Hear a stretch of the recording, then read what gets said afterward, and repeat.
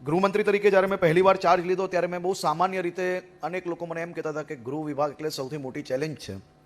ગૃહ વિભાગને સમજતા સમજતા જ 2 વર્ષ 5 વર્ષ લાગી જાય.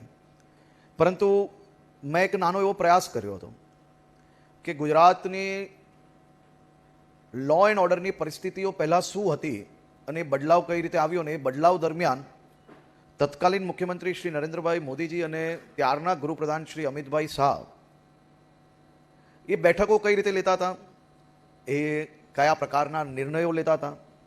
અને અહીંયા જ બેઠેલા સૌ સિનિયર ઓફિસરો જોડે જ્યારે હું મળતો હતો ત્યારે માત્ર એટલું પૂછતો હતો કે બેઠકમાં કઈ રીતે વિષયો લેતા હતા, એ કઈ રીતે નિર્ણયો લેવામાં આવતા હતા અને કયા પ્રકારે ગુજરાતને આપણે આખું લો એન્ડ ઓર્ડરની દ્રષ્ટિએ પરિવર્તન આવ્યું.